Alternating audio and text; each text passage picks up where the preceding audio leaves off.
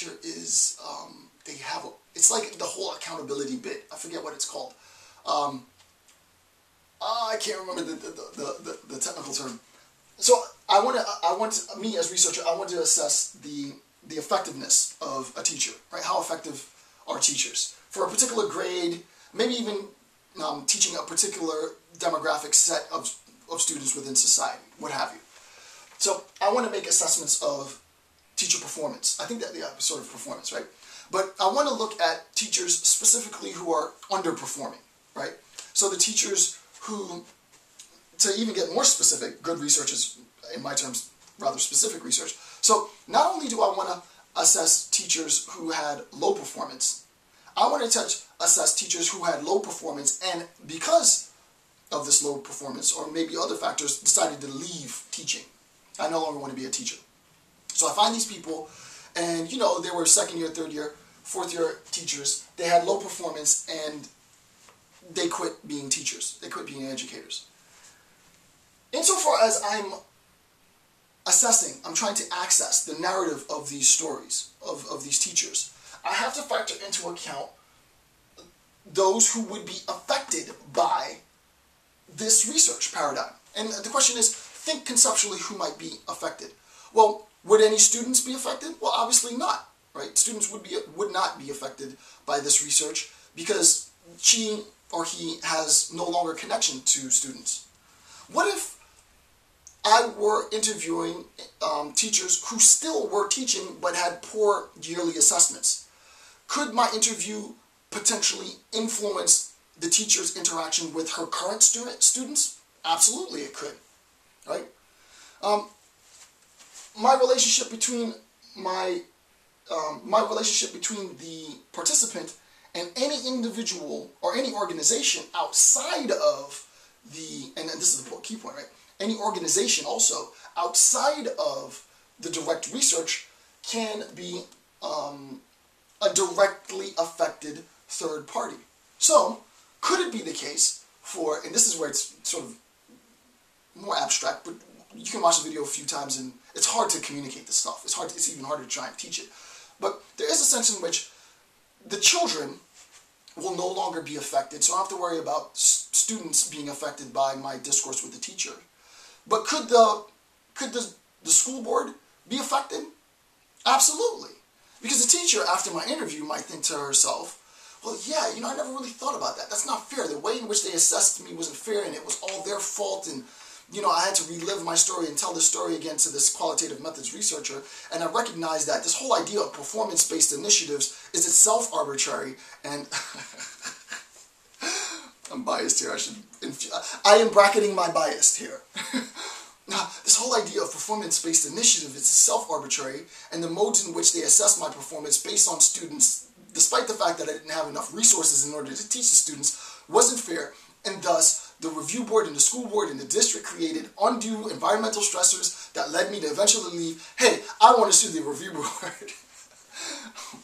I probably should maintain decorum in my lectures, but I just have to go off on a tangent. You get the idea, right? Though children, students might not be directly affected by this particular mode of questioning because the teacher is no longer in the position, in the role of educator, the school board could be, right? So factor that in, right? It's, you know, it might to you as a novice researcher seem ridiculous, but you need to think about this. You need to think about this in the planning phase, right?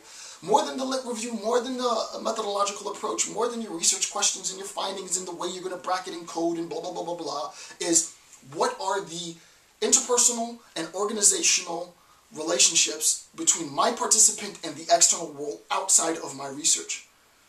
Let me make sure that I think about these things and think about those people who could be affected by my question and answer, and make sure that I even try to protect those people.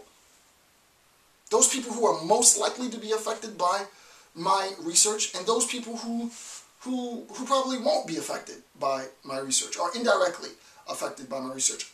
The point being, you can never have too many ethical considerations in your research, right? It's better to have these ethical considerations in your research and realize that, you know, it wasn't really going to be, the effects weren't going to be as widespread as I initially thought, but at least I factored in to my research considerations individuals that I might not have otherwise incorporated, right? So third party, extremely, extremely important. And then the last thing, indirectly affected third parties. So we have directly affected, and now we have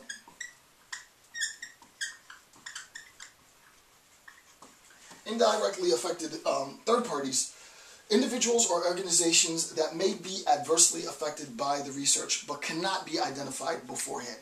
And, you know, we know, to be technical, this is the known unknown. We know that individuals could potentially be affected positively or negatively. Primarily, we're interested in ethics on the negative effects.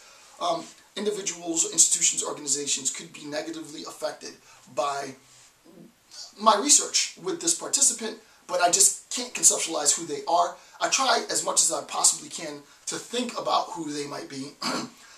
There's actually an ethical model that does this at a political level, Rawls's veil of ignorance, but I'm not going to get into that here. If I wanted to, I could complicate this a lot more. And this is why I said we need more theoretical understanding of this, because there's already ethical, theoretical paradigms in place that you could incorporate. I would incorporate Rawls's, a Rawlsian sort of understanding. This might not make sense to most of you, but I would incorporate a Rawlsian-esque sort of veil of ignorance understanding at this level, because though I might not know who the indirect third parties might be, I can make some type of conceptual assessment of the nature of these individuals and still, despite the fact that I know that I don't know, act ethically despite the lack of knowledge. It's sort of technical. I'm not going to get into that here because it would just profoundly complicate the analysis. And I think that's it for section 1.3. So this concludes section 1.3. The main thing that I wanted to address in this section, obviously, the role of third-party consideration. Make sure you try and factor into your account as much as reasonably possible those individuals who might be directly or indirectly affected by your research. That's obviously important.